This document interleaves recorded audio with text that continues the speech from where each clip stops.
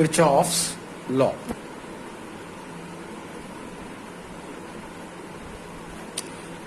Of electricity. Actually Kirchhoff's law दो जगह पर है ना, जो आपका ये है वो कहाँ पर है, किरचॉफ्स लॉ एक जगह वहाँ पर भी आएगा थर्मल फिजिक्स में, रेडिएशंस, यानी किरचॉफ्स लॉ ऑफ रेडिएशन भी है एक। तो इस वजह से बिल्कुल क्लियर होना चाहिए कि किरचॉफ्स लॉ आप कौन सा बता रहे हो। तो किरचॉफ्स लॉ ऑफ इलेक्ट्रिसिटी में वो ये है कि दो लॉ हैं इसके, जिसको हम पहले लॉ तो बहुत ही आसान से केसीएल बोलते हैं, किरचॉफ्स करंट लॉ, या इसे फर्स्ट लॉ सिंपली बोल देते हैं, किरचॉफ्स फर्स्ट लॉ बोल सकते हो आप। ये बहुत ही सिंपल सी बात बताता है आपको कि अगर किसी सर्किट में कोई जंक्शन है, जंक्शन का मतलब एक संधि, एक मिलाप बिंदु, मिलने वाला एक पॉइंट जहां पर कई जगह कई करंट आके मिल गई है, ठीक है। तो ये जो जंक्शन आपको दिखाई दे रहा है, इस जंक्शन पे कई करंट कहीं से आ भी सकती हैं, कहीं से जा भी सकती हैं। मान लीजिए I1 करंट आ रही है, I2 करंट आ रही है, I3 करंट आ रही है, I4 करंट जा रही है, I5 करंट जा रही है, I6 करंट भी जा रही है। तो केसीएल ये कहता है आपको, ये किरचॉफ्स फर्स्ट लॉ ये बताता है आपको, the algebraic sum of all current at a junction is zero, that is sigma I is equal to zero. यानी इनकमिंग करंट को आप पॉजिटिव ले लो, आउटगोइंग करंट को आप नेगेटिव ले लो, या उल्टा कर लो, आउटगोइंग करंट को पॉजिटिव ले लो, इनकमिंग करंट को नेगेटिव ले लो, ठीक है। तो I1 plus I2 plus I3, जो इनकमिंग करंट है अगर मैं पॉजिटिव ले लूँ तो आउटगोइंग करंट कैसे होंगे, negative, minus I4 minus I5 minus I6, इन सब का सम, एल्जेब्रिक सम कैसा होगा, जीरो। या फिर I1 plus I2 plus I3 is equal to I4 plus I5 plus I6, यानी ये हो गया sum of incoming current, sum of incoming current at a junction is equal to होगा सम ऑफ आउटगोइंग करंट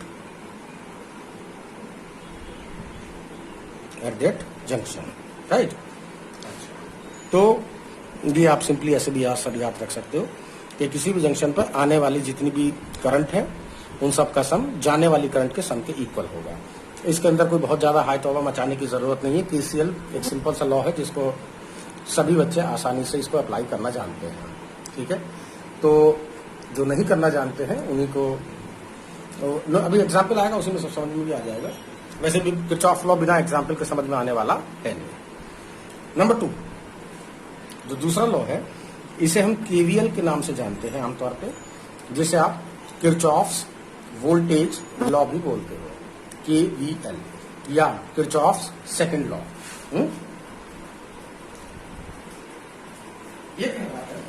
ये जो law है KVL, ये दो टाइप से हमें समझ लेना चाहिए, ठीक है। एक क्लोज्ड लूप के लिए और एक ओपन लूप, एक ओपन सर्किट के लिए, यानी कि हाँ मतलब ओपन के लिए, ठीक है। फॉर क्लोज्ड मैश या लूप, ये सबसे पहले मैं बताने जा रहा हूं, और बहुत ही आसान सा है, आप एक बार समझ लीजिए, आपके सब समझ में आ जाएगा।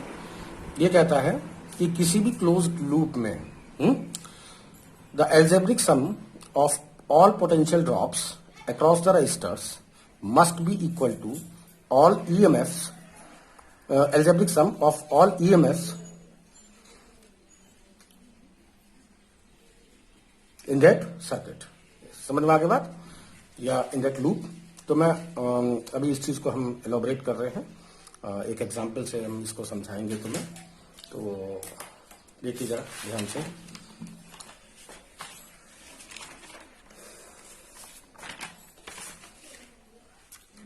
ध्यान दीजिए।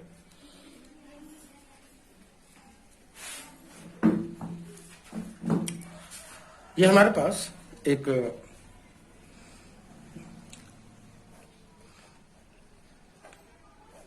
मैं सर्किट डिजाइन कर रहा हूं आप लोगों के लिए।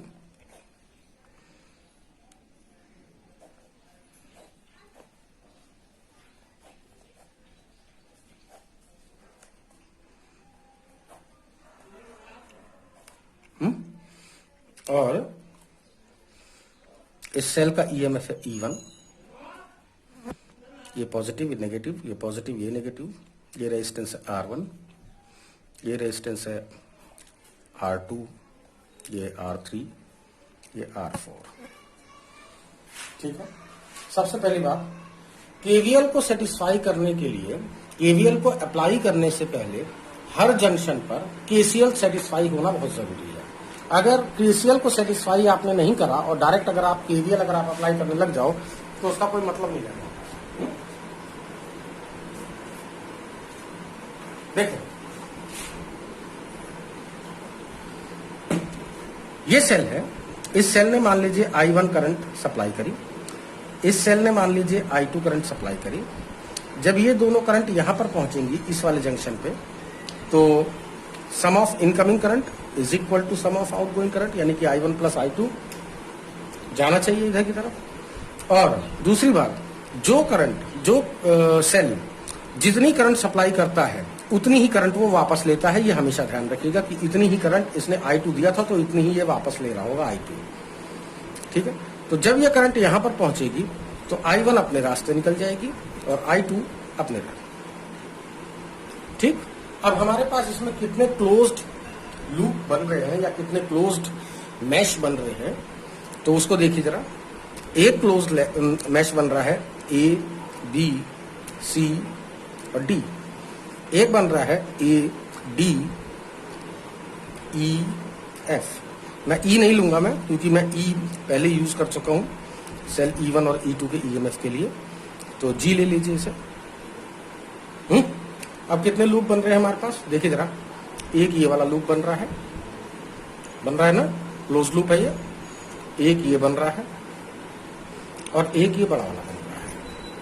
तो मैक्सिमम 3 इक्वेशन आप इस सर्किट से बना सकते हो। तो 3 इक्वेशन से आप मैक्सिमम 3 अननोन को सॉल्व कर सकते हो, इससे ज्यादा को सॉल्व नहीं कर सकते हो। अगर 4 अननोन अगर किसी वजह से सॉल्व करने पड़े तो इस सर्किट में पॉसिबल नहीं है ऐसा। ठीक है, तो जरा ध्यान दें।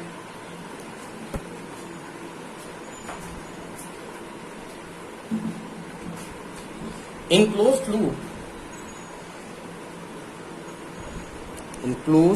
लूप ध्यान देंगे, B, C, D, A, B, C, ना ऐसा लीजिए, B, A कर लीजिए, B, A, D, C, और वापस B पर आ जाना है आपको। ठीक है, अब जरा अप्लाई करिए। अब मैं यहां पर अप्लाई करने का आपको लोगों को तरीका बता दूं। अगर किसी सर्किट में करंट ऐसे जा रही है, आप ट्रेवल इस तरह से कर रहे हो, ठीक, तो IR पॉजिटिव लेना है। IR कैसा लेना है, पॉजिटिव।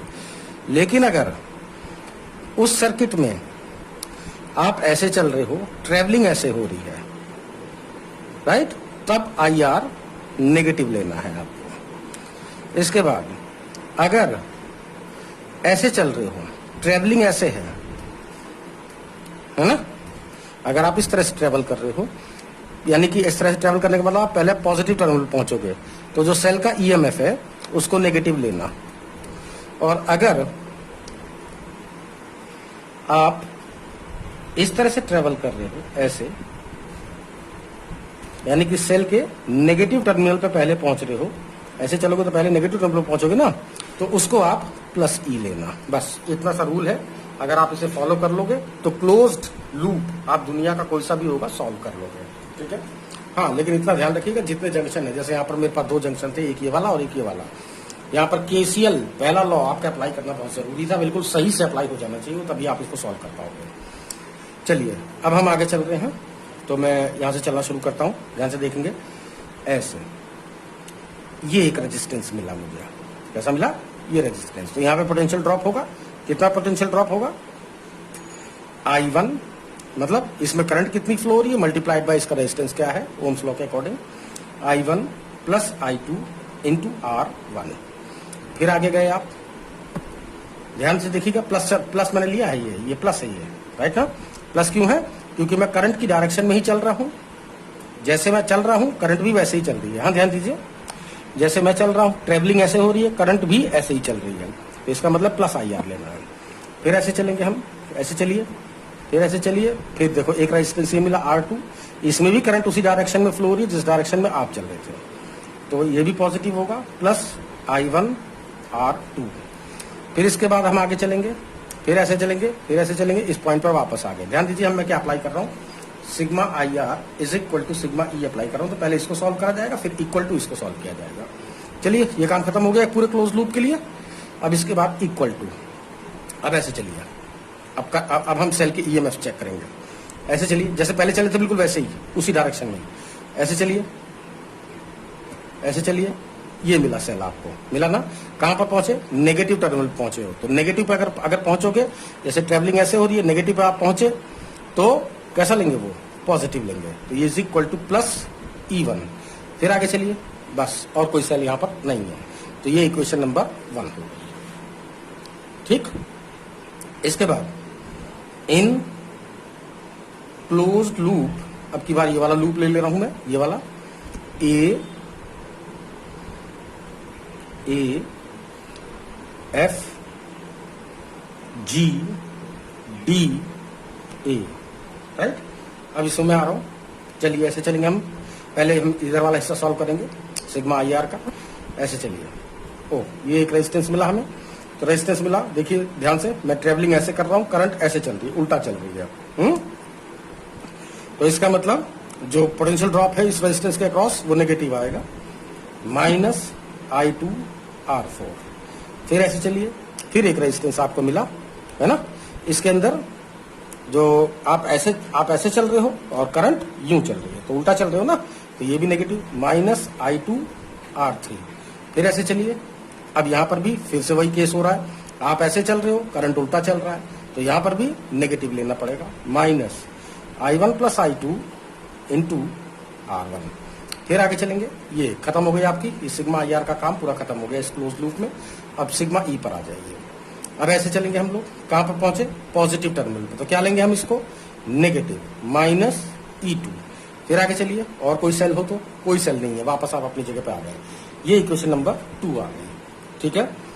इसके बाद एक क्लोज्ड मैश ये ऊपर वाला है, बड़ा वाला, इसको भी अप्लाई कर दूं। इन closed loop B F G C B। अब जरा ध्यान से देखेंगे, ऐसे जैसे आपने लिखा है उसी रास्ते से चलना है, A F। अब ऐसे चलिए, ऐसे यहां पर एक रेजिस्टेंस यहां पे ड्रॉप हुआ, पहले मैं इसको सॉल्व करूंगा, उसके बाद इसको इक्वल टू करके। तो पहले यहां पर हम पहुंचे, देखिए ध्यान से, ऐसे चले हम, यहां पर पहुंचे तो कितना आया, माइनस I2 R4। फिर ऐसे चले, फिर ये क्या हुआ, फिर यहां पर एक रेजिस्टेंस मिला, यहां पर भी डायरेक्शन इसकी नीचे की तरफ है, आप ऊपर की तरफ चल रहे हो, तो ये भी नेगेटिव है, माइनस I2 R3, राइट ना। फिर ऐसे चले ऊपर, अब ऐसे चलेंगे यूं। अब यहां पर रेजिस्टेंस मिला आपको, इसमें जो करंट फ्लो हो रही है वो उसी डायरेक्शन में फ्लो हो रही है जिस डायरेक्शन में आप चल रहे हो, तो ये पॉजिटिव होगा, प्लस I1 R2। अब इसके आगे चलेंगे, बस और कोई रेजिस्टेंस नहीं है, ठीक है। अच्छा, अब इज इक्वल टू, अब इसको सॉल्व करेंगे सिग्मा E को। चलिए आगे, कहां पे पहुंचे, पॉजिटिव टर्मिनल पर। पॉजिटिव पे जब पहुंचे तो इसको क्या लेंगे, negative, is equal to minus E2। तो इसके आगे चलेंगे, देखिए और सेल ढूंढिए इसी रास्ते पर, ये सेल मिला, किस टर्मिनल पहुंचे हो, नेगेटिव पे, तो क्या लेंगे हम, positive, plus E1, equation number 3। तो ये 3 मैक्सिमम इक्वेशन इससे बन सकती हैं। 3 मैक्सिमम इक्वेशन से आप 3 मैक्सिमम वैल्यू को निकाल सकते हो। पता नहीं कौन सी 3 अननोन वैल्यूज हैं इसमें, हो सकता है कि 3 रेजिस्टेंस आपसे पूछ ले, हो सकता है कि 2 करंट और 1 रेजिस्टेंस आपसे पूछ ले, हो सकता है कि 2 रेजिस्टेंस 1 EMF पूछ ले, कुछ भी हो, ऐसा कोई भी 3 चीजें आप निकाल सकते हो, इससे ज्यादा चीजें इससे नहीं निकलेंगे, ठीक है। तो मैं अभी इसका बिना एग्जाम्पल के तो ये समझ में आएगा नहीं, बस एक एग्जाम्पल ही समझिए आप, ठीक है। इसमें इन तीनों के तीनों को, ये जो आपकी साइमल्टेनियस इक्वेशन है, इनको सॉल्व करके आप 3 अननोन मैक्सिमम निकाल सकते हैं, ठीक है। अच्छा, अगर सर्किट कैसा हो, ओपन होता, अब मैं वो काम भी खत्म कर दूंगा थ्योरी वाला, उसके बाद ही हम न्यूमेरिकल पे आएंगे। अगर सर्किट कैसा होता, ओपन, फॉर ओपन सर्किट या ओपन लूप। अब लूप वर्ड नहीं डाल सकते हैं अब यहां पर हम लोग, क्योंकि लूप ही का मतलब ही होता है कि, है ना, लूप का मतलब ही है वो क्लोज्ड है वो, ठीक है। तो अब हम यहां पर आप लोगों को समझा दें कि जैसे मान लीजिए ये मेरे पास एक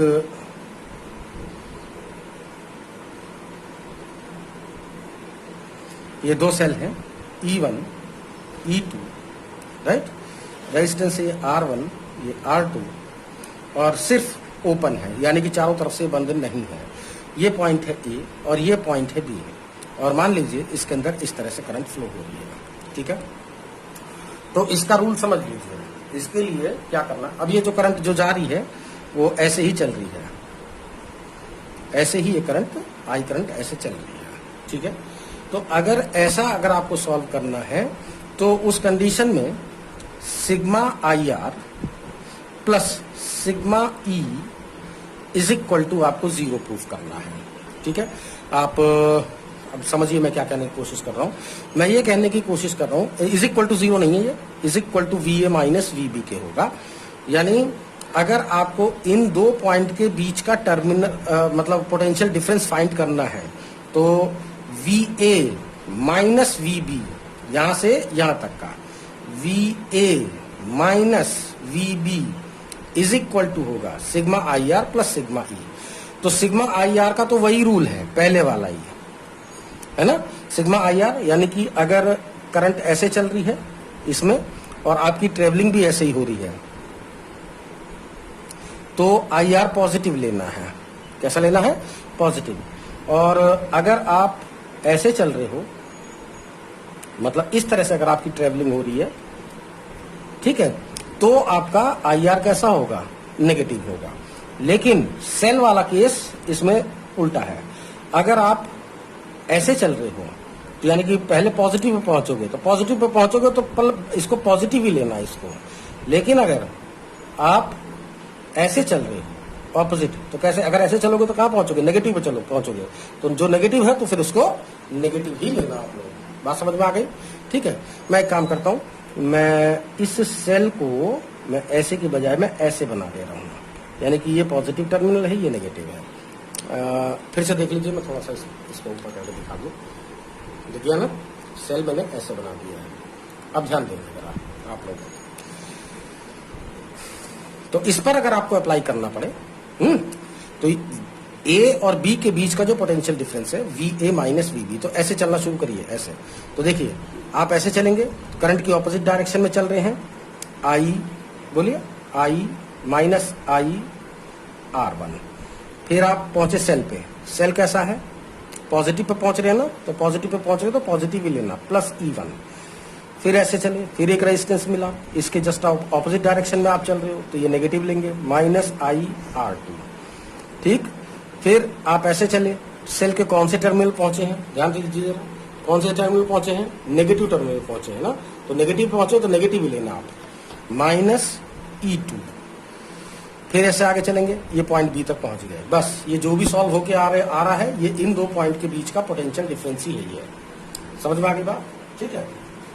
जैसे एक ये मेरे पास एक क्वेश्चन है, इस क्वेश्चन से आप लोगों को थोड़ा सा समझ में आ जाएगा। ठीक है। तो ये मैं न्यूमेरिकल प्रॉब्लम से इसको जरा एक समझा दे रहा हूँ, क्योंकि क्लोज्ड मैश के केस तो बहुत सारे आ जाते हैं, लेकिन ओपन के केस थोड़े से कम रहते हैं। ज्यादातर 12th के बच्चों को देते नहीं है ऐसा। ठीक है। तो मैं यहाँ पे सर्किट बना रहा हूँ आप लोगों के लिए।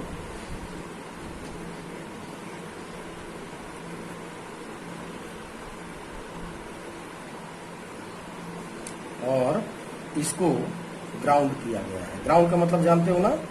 ग्राउंड का मतलब होता है 0 वोल्ट। कितना? 0 वोल्ट। अर्थ करना मतलब 0 वोल्ट सप्लाई करना उसको। ठीक है। ये अननोन रेजिस्टेंस है, ये आई करंट इसके अंदर जा रही है जो कि 1 एम्पियर की है। ये 12 वोल्ट की बैटरी है, EMF इसका ही है। ये 4 ओम का रेजिस्टेंस है, 4 ओम का, राइट। और जो क्वेश्चन पूछा गया है आपसे, ये पूछा गया है कि पॉइंट ए और पॉइंट बी के बीच का पोटेंशियल डिफरेंस क्या है, ठीक है। V A minus V B आपसे पूछा गया है, ठीक है। तो अगर इस रेजिस्टेंस की वैल्यू अगर मुझे पता होती तब तो V A minus V B सीधे सीधे भी ये निकाल के बता देता आपको, लेकिन चूंकि अभी ये रेजिस्टेंस ही अननोन है तो हमें कोई दूसरा मेथड अप्लाई करना पड़ेगा। हम एक काम करते हैं, हम इन 2 पॉइंट के बीच का पोटेंशियल डिफरेंस निकाल लेते हैं, ठीक है। एक ये वाला पॉइंट, एक ये वाला पॉइंट। तो बताएं, इस पॉइंट से चलना शुरू करिए, ऐसे नीचे की तरफ, ऐसे, ठीक। तो V यहां से यहां तक जाना है, और ध्यान रखिएगा ये क्लोज्ड लूप नहीं है, ये ओपन है ये। तो इसका मतलब V A minus V this, जो भी है पॉइंट ये, तो वी ए, यहां देखिए वी ए माइनस, इन 2 पॉइंट के बीच में क्या आएगा, V A minus V B, ये देखिए लिखा हुआ है। तो इसी तरह से यहां से यहां तक वी ए माइनस वी, जो भी पॉइंट हो ये। अब इस पॉइंट का जो पोटेंशियल है वो 0 है, तो मैं पहली वैल्यू रख दे रहा हूं 0 इज इक्वल टू किसके है, इज इक्वल टू किसके होगा, ठीक। अब रेजिस्टेंस तो इसके अंदर कुछ है नहीं, रेजिस्टेंस नहीं है ना, ध्यान दीजिए इसके अंदर ये आई आर वाला कोई सेक्शन नहीं है, तो जो ईज है उनको यूज करिए। तो जब आप ऐसे गए यहां से कहां पे पहुंचे, पॉजिटिव टर्मिनल पे, तो पॉजिटिव टर्मिनल मतलब +12, यानी कि जो वी ए की जो वैल्यू है वो सीधे सीधे 12 वोल्ट आ गई है। अब आ जाइए इस पर, ठीक। अब ये जो 1 एम्पियर की करंट है वो ऐसे जा रही है, राइट ना, 1 एम्पियर, कितना, 1 एम्पियर की करंट जा रही है। तो V B minus this, V B minus this, इसका भी पोटेंशियल 0 ही है, इज इक्वल टू, बताएं, I R, sigma I R plus sigma ई, यही लेते हो ना। तो ईएमएफ तो इसके अंदर है नहीं, तो जो है वो तो उसे तो लो। तो सिग्मा आई आर कितना है, इधर वाले में सिग्मा आई आर नहीं था, इसके अंदर सिग्मा ई नहीं है, तो जो नहीं होगा उसको थोड़ी ले लोगे। तो ये कितना हो गया, ये 4, मतलब आई आर, तो आई हो गया आपका 1 एम्पियर, आर हो गया आपका 4 ओम, तो यानी कि ये आ गया 4 ओम, यानी V B is equal to आ गया किसके, 4 वोल्ट के, ठीक है। तो V A minus V B is equal to किसके आएगा, बताएं, 12 minus 4, 12 minus 4 that is 8 volt, इन दोनों के बीच का पोटेंशियल डिफरेंस आएगा। अगर एग्जामिनर ये पूछता कि इस अननोन रेजिस्टेंस को बताओ, तो बहुत ही आसान काम था, अरे भाई इन दोनों के बीच का जो पोटेंशियल डिफरेंस है वो कितना है, 8 वोल्ट है। तो 8 इज इक्वल टू किसके होगा, आई आर के, 8 इज इक्वल किसके होगा, आई आर के, है ना। आई की वैल्यू कितनी है, 1, तो आर इज इक्वल टू किसके आ गया, 8 ओम, सीधे सीधे निकल जाता है, ठीक है। चलिए कोई बात नहीं है, हो सकता है कभी ना समझ में आया हो आपके, और एक एग्जाम्पल ले लीजिए, ठीक है।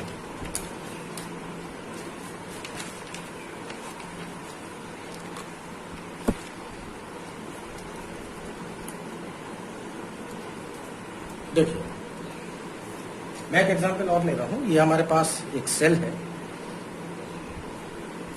और इस सेल का इंटरनल रेजिस्टेंस 1 ओम है और 6 वोल्ट की सप्लाई दे रखी है। तो इसको मुझे ऐसे बंद करना पड़ेगा पूरे इसमें, ठीक। और इसमें ये 2 रेजिस्टेंस लगा रखे हैं हमने, कितना, 3 ओम और 2 ओम, और इस पॉइंट को ग्राउंड किया गया है। बात समझ में आ गई, अच्छा। ये पॉइंट है ए और ये पॉइंट है बी, ठीक। अच्छा, तो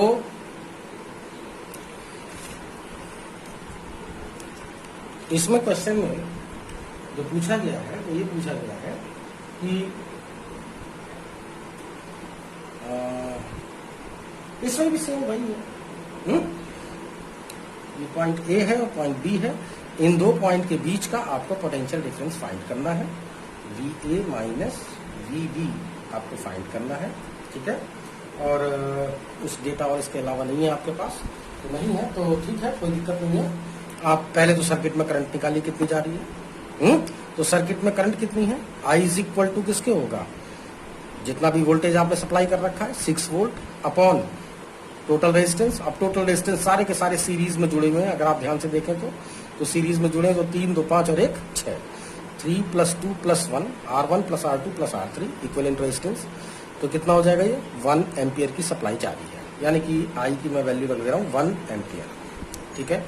अच्छा, अब आपको एक तो पॉइंट ए निकालना है, एक पॉइंट बी का, यानी कि VA - VB आपको फाइंड करना है। तो अब जरा ध्यान दीजिएगा, करंट इस तरह से चलती है आपकी, ऐसे ऐसे ऐसे और ऐसे। इस बात का हमेशा ध्यान रखिए कि बैटरी जितनी भी सप्लाई देती है उतनी सप्लाई वो वापस लेगी ही लेगी हर हालत में। बिल्कुल अगर 1 एम्पियर की सप्लाई दिया है तो ये 0.5 एम्पियर एक्सेप्ट नहीं करेगी है। ठीक है। या 1 एम्पियर की सप्लाई दी है तो 0.99 एम्पियर भी सप्लाई एक्सेप्ट नहीं करेगा, ये एग्जैक्ट 1 एम्पियर ही वापस लेगा। ये फंडामेंटल प्रॉपर्टी ये समझ लीजिए बस। आप इस चीज को हमेशा आंख बंद करके लिख दिया करो कि 1 एम्पियर इसने सप्लाई दिया है तो 1 एम्पियर ये वापस ले भी रहा होगा, बस। अच्छा, अब आप आगे चलेंगे। अब मैं इस पॉइंट को डी लिख दूं क्या, जो ये 0 लिखा हुआ है ना, ये पॉइंट डी 0 वोल्ट पर है क्योंकि मैंने इसको अर्थ कर रखा है। तो VA - VD is equal to किसके होगा, देखिए ऐसे चलिए इस तरह से। तो इसमें करंट कितनी जा रही है 1 एम्पियर इंटू इसका रेजिस्टेंस कितना है 3, यानी कि ये हो गया 3। तो VA - VD की वैल्यू 0 है, इज इक्वल टू आ गया 3, इंप्लाइंग दैट VA की जो वैल्यू है वो 3 वोल्ट है। Is that clear. अब आप इस यहां से D से B तक जाइए, तो VD - VB is equal to किसके है, यहां से यहां तक कितना है ये 2 इंटू करंट कितनी जा रही है इसमें 1, यानी कि ये हो गया 2 वोल्ट। तो ये 0 है, तो 0 is equal to VB is equal to 2, यानी कि जो VB है वो -2 वोल्ट आ गया। ठीक है। अब आपको फाइंड क्या करना था, VA - VB फाइंड करना था। तो VA की वैल्यू कितनी है, VA की वैल्यू कितनी है, VA - VB is equal to, VA है आपका 3 वोल्ट माइनस VB कितना है -2 वोल्ट। ठीक। तो 3 और 2 5 वोल्ट इन दोनों पॉइंट के बीच का पोटेंशियल डिफरेंस आ जाएगा। ठीक है। तो यहाँ पे हमने कोई क्लोज्ड मैश नहीं लिया है। अगर 2 पॉइंट के बीच का अगर टर्मिनल पोटेंशियल अगर आपको फाइंड करना हो तो आप सीधे आप ओपन सर्किट के लिए भी आप किरचॉफ्स लॉ अप्लाई कर सकते हो, जैसा मैंने आपको बता दिया। ठीक है। अब मैं एक क्लोज लूप के लिए मैं एक न्यूमेरिकल आप लोगों को करवा दूं ताकि आप लोगों को थोड़ा समझ में आ जाए कि मैं क्या समझाना चाहता हूँ। ठीक है। पेज कहाँ है, पेज यहाँ है, ध्यान दीजिए।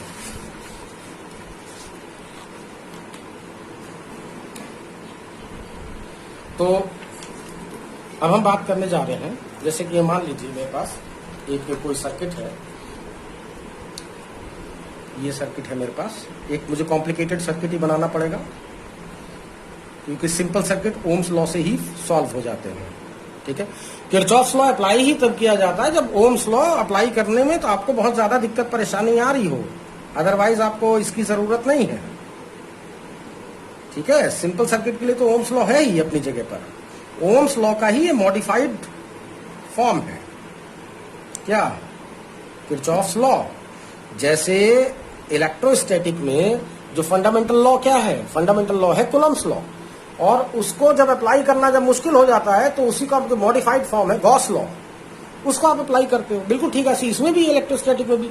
तो जनरल जो मतलब सर्किट्स हैं वो तो आपके ओम्स लॉ से सॉल्व हो ही जाते हैं, लेकिन जब ओम्स लॉ को जब अप्लाई करना यानी सीरीज पैरेलल आप ना छांट पाओ।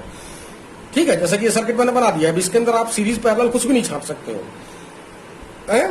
तो ऐसे कंडीशन में आपको क्या करना है, आप किरचॉफ्स लॉ का अप्लाई कर लीजिए। ठीक है। तो मैं यहाँ पे कुछ वैल्यूज लिख ले दे रहा हूँ, 5 ओम 10 ओम 10 ओम, ये 5 ओम। ठीक है। अब यहां से ये मान लीजिए 10 वोल्ट की ये बैटरी है ये, और इस 10 वोल्ट की बैटरी से अब अगर ये सीरीज पैरेलल अगर आप इसमें छांट सकते तो बहुत ही आसान क्वेश्चन हो जाता है तुम्हारे लिए ये, है ना।